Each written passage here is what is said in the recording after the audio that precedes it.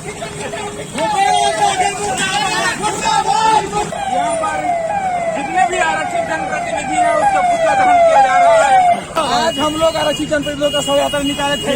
पदोन्नति में आरक्षण के लिए उन लोग साधे हुए हैं। पुलिस के और आमजनों के बीच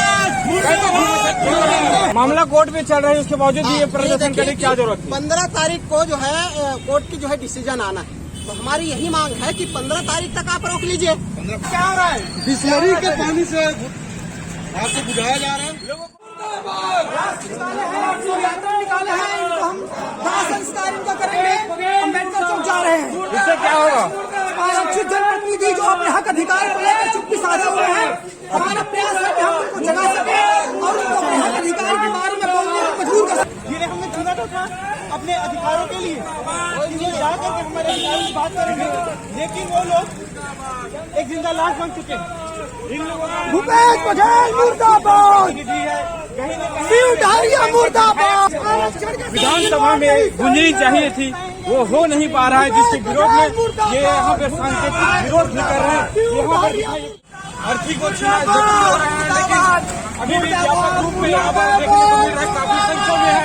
एक दो पुतला भले जब्त कर ली है, लेकिन इन लोगों के पास क्या हो रहा है? बिस्लरी के पानी से आपको बुझाया जा रहा है। लोगों को लोगों को पानी नहीं मिलता, पानी पीने को नहीं मिलता यहाँ पर। आइए साथियों, थोड़ा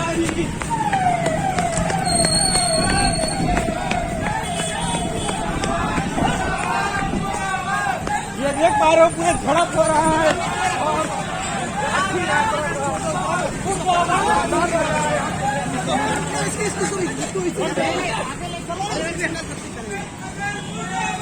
मुर्दाबाद मुर्दाबाद मुर्दाबाद मुर्दाबाद मुर्दाबाद सुनने नहीं देना है, बदले रहो।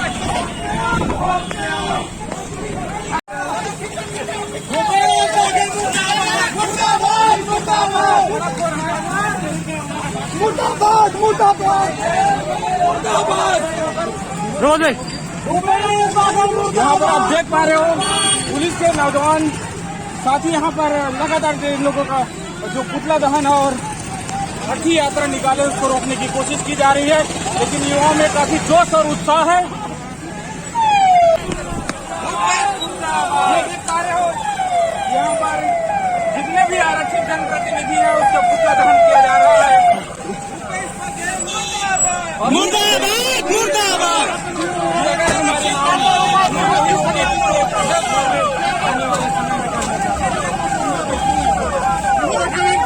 यहाँ पर पुलिस के नौजवान को लेकर जा रहे साथी सर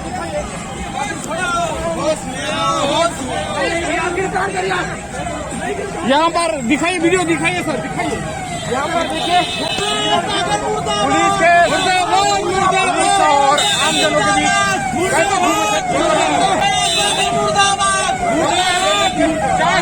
क्या बात है? आरक्षित जनप्रतिनिधि क्या बात है? थोड़ा तो आप शीर्ष नेता को बताऊंगा। आप बोलना चाह रहे हो? पत्रकार के साथ भी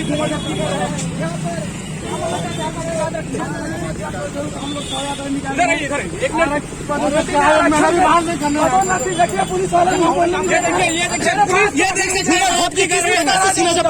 अरेस्ट करने के लिए क्या जा रहा है? देश के लोगों के साथ भी हाथापाई करने की नौबत आ गई है।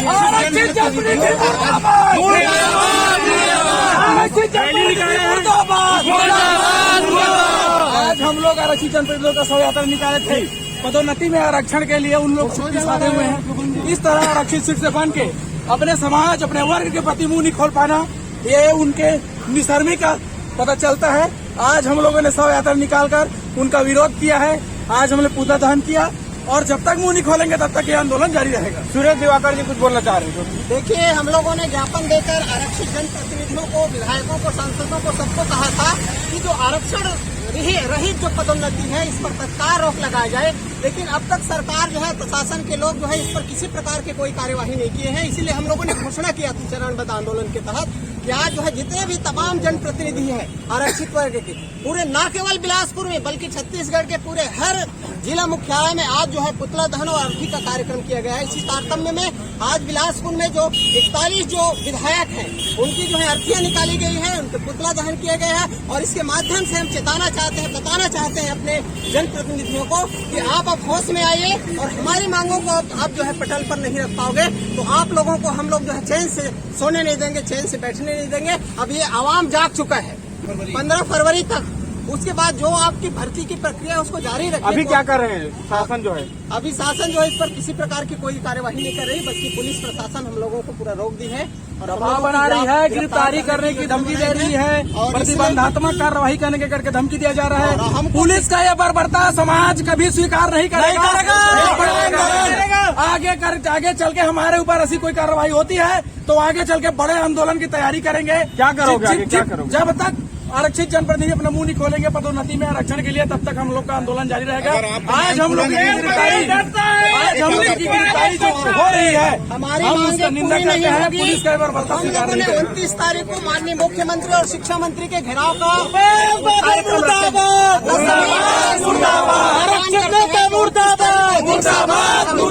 तालाब पहुंचे और वहां पर माननीय मुख्यमंत्री जी और शिक्षा मंत्री का जो है हम लोगों को घेराव करना है और उसके बाद चरणबद्ध आंदोलन की घोषणा हम लोगों को करना है। आगे अनवरत जो है ये जो है हमारे आंदोलन जारी रहेगा जब तक हमारी मांग पूरी नहीं होगी। 29 तारीख का कार्यक्रम कहाँ है? 29 तारीख को रायपुर के बूढ़ा तालाब में है। मैं आप सभी मीडिया बंधुओं के माध्यम से सबको आह्वान करना चाहता हूं कि 29 तारीख को अधिकाधिक संख्या में रायपुर के बूढ़ा तालाब में पहुंचे और माननीय शिक्षा मंत्री और मुख्यमंत्री जी के निवास का घेराव किया जाना क्या है। वहाँ भी पुतला दहन होगा? नहीं, वहाँ पुतला दहन का कोई कार्यक्रम नहीं। आज अंतिम चरण था पुतला दहन का और आज जो है हम लोग पुतला दहन की। इसके बाद हम एक मौका और देंगे आरक्षित जनप्रतिनिधियों को और उनको ये हम कह रहे हैं कि आप सभी जो है मुख्यमंत्री को पत्र लिखे, पदोन्नति में आरक्षण पर तत्काल रोक लगाई जाए और जो आरक्षण बचाओ संघर्ष मोर्चा छत्तीसगढ़ है उसको एक लेटर लिखे कि हम आपके साथ हैं, आपके आंदोलन के साथ हैं, तो उनको हम छोड़ेंगे। अन्यथा सभी के जितने आरक्षित विधायक हैं उनके घरों का घेराव किया जाएगा अगले चरण में। क्या कोई विधायक अभी तक आप लोगों का समर्थन आया है आरक्षित विधायक? मोहला मानपुर का जो एक विधायक है और मंडावी जी हैं और क्या बोलते हैं कोई और एक विधायक है। मतलब 3 विधायकों का समर्थन आया है। 2 विधायकों का समर्थन आया है और बहुजन समाज पार्टी के दोनों विधायकों का समर्थन आया है। इस प्रकार 4 जो विधायक है जिनका समर्थन आया है, हम उन विधायकों का बराबर सम्मान करेंगे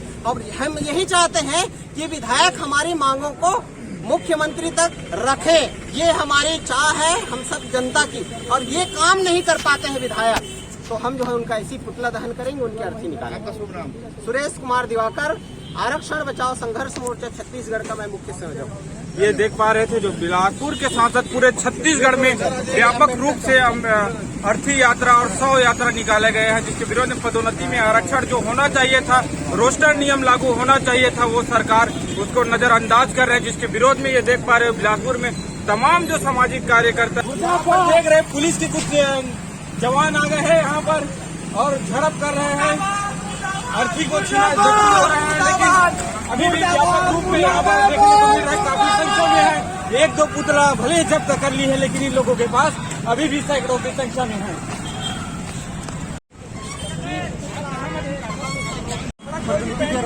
हम जो रोस्टर का नियम है, पहले जो निर्णय है आने दो, उसके बाद रोस्टर के आधार पे आरक्षण के माध्यम से प्रतिनिधि दिया। इसलिए मांग को लेकर के यहाँ पे विरोध प्रदर्शन है। क्या कारण है कि आपके जनप्रतिनिधि नहीं देख रहे हैं? वो अपने राजनीतिक पार्टियों के इशारे पे काम करते हैं। उन्हें खतरा होता है कि अगर वो अपने राजनीतिक पार्टी के विरुद्ध जाके काम करेंगे तो आगामी जो चुनाव है उसमें टिकट से उनको वंचित कर दिया जाएगा। पूरा मामला उनका निजी स्वार्थ है। वो चाहते हैं कि उनके और उनके बाद उनके जो परिवार है उनको राजनीतिक आरक्षण का लाभ मिलता रहे, जिसका खामियाजा आज हमारे समाज के जो तमाम लोग हैं वो भुगत रहे हैं। सड़कों में सदैव देखने को मिलता है कि वो चीखते चिल्लाते रहते हैं, अपने हक अधिकार की बात को लेकर सड़कों पर प्रदर्शन करते रहते हैं। लेकिन अभी तक संविधान लागू होने के 72 साल बाद भी आज हम असहाय और बेबस नजर आते हैं। हमें शांतिपूर्ण तरीके से प्रदर्शन करने में भी पुलिस की जो व्यवस्था है वो हमें पूरी तरीके से रोकती है। सरकार की समस्या का स्थायी समाधान किस प्रकार हो सकता है? स्थायी समाधान के लिए हमारे जैसे युवाओं को राजनीति में आना होगा जो स्वाभिमान की रक्षा कर सके, जिनके जो प्रमुख रूप से उनका समाज है, उनका सब कुछ हो। आंदोलन कार्यक्रम है। भारत देश में संविधान के अनुच्छेद 15 के उपखंड 4 और 16 के उपखंड 4 में जो प्रावधान है, इसका मतलब है प्रतिनिधित्व का अधिकार।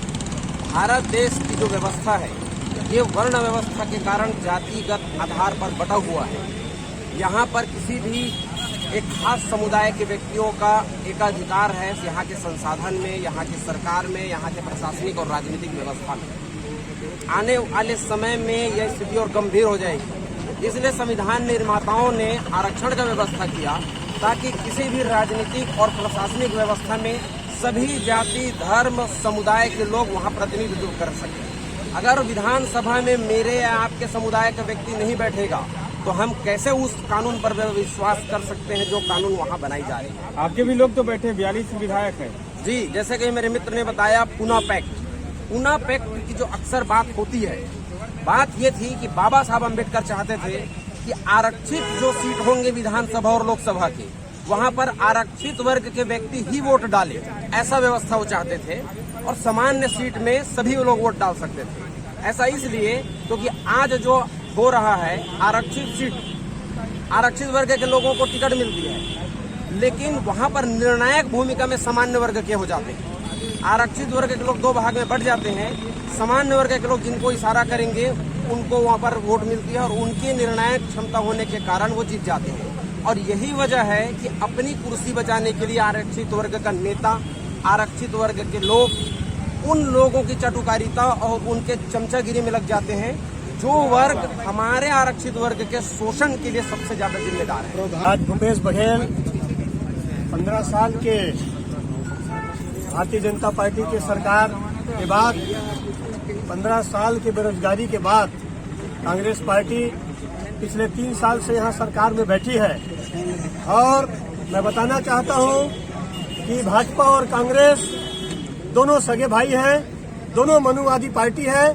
और यहाँ के जनता को, भोली भाली जनता को, कौन से पार्टी सही है?